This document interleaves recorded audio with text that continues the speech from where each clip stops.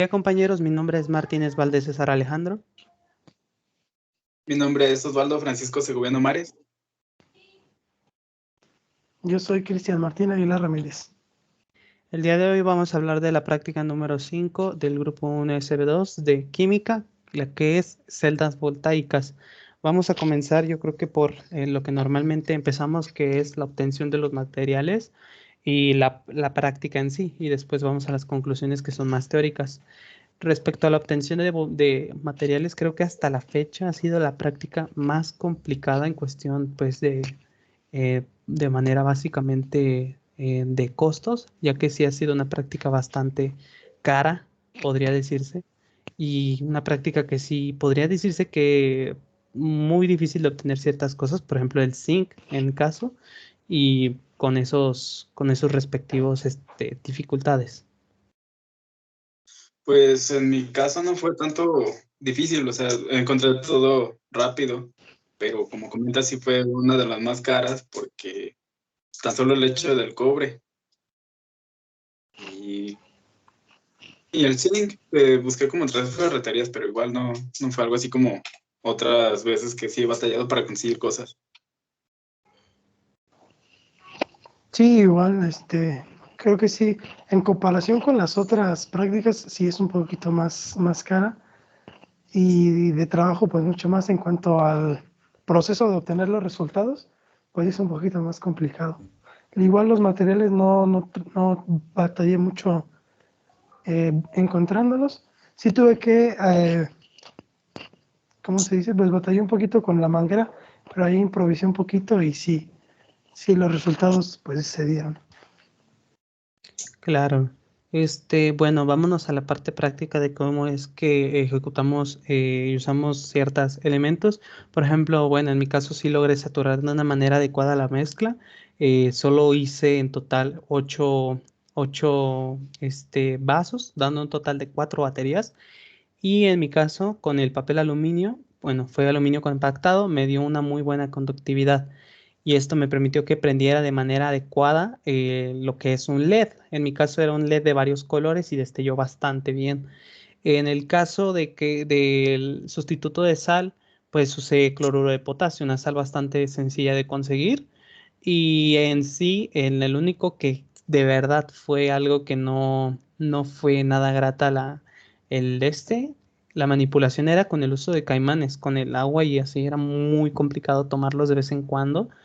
Y pues bueno, podría decirse que era más laboriosa que complicada la práctica, era más bien laborioso y también checar cuál era bien el ánodo y el cátodo para conectar bien en lo que era el LED para pues evitar problemas. En mi caso, a la primera que lo conecté pues era el resultado esperado en cuestión al aluminio, pero en el zinc no me había aprendido absolutamente para nada.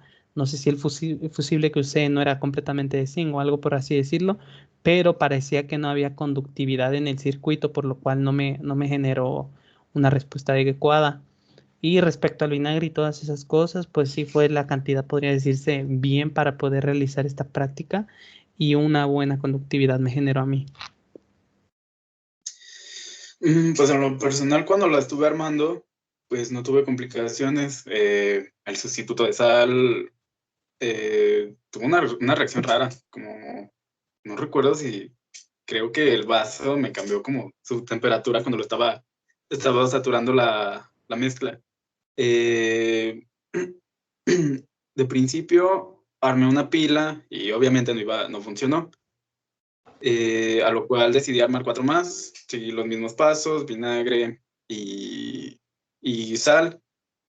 Em, Al terminarla con el aluminio, como hice de estos, ¿cómo se llaman? Con papel aluminio hice unos cuadritos más o menos gruesos, según yo, y los agregué a los vasos y todo. Entonces ya cuando conecté todo, no prendió.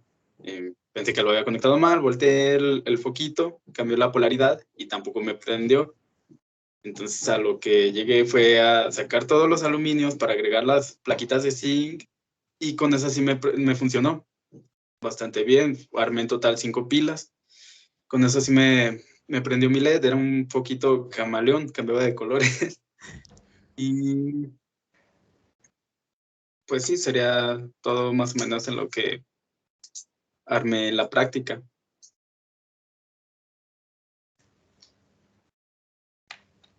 Pues yo también igual resultados parecidos, creo que es lo que se puede esperar, ¿no?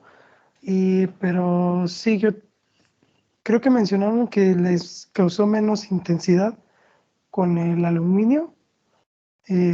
Pues bueno, no sé si lo mencionaron, se me estaba trabando un poquito, pero a mí me causó menos intensidad. Igual no lo pude checar, no tenía multímetro, pero sí pude notar menos intensidad con el aluminio que con el zinc. Igual, como dices, esa no fue complicada, más bien fue laboriosa. Y sí, pues el proceso de estar checando que todo esté bien conectado, que las polaridades estén bien, pero creo que a pesar de eso me salió relativamente rápido y no tuve mayores complicaciones. Bueno, yo creo que en conclusión podríamos llegar a que esta es una práctica que nos permite observar bien lo que es todo el aspecto de las reacciones electroquímicas, que tienen que ver más con los procesos de reducción y oxidación, que también los puentes nos generan ciertas propiedades para poder crear propiedades eléctricas y creamos un circuito, vaya, un circuito que nos dé varias pilas, podría decirse, y nos dé un voltaje para poder encender un LED.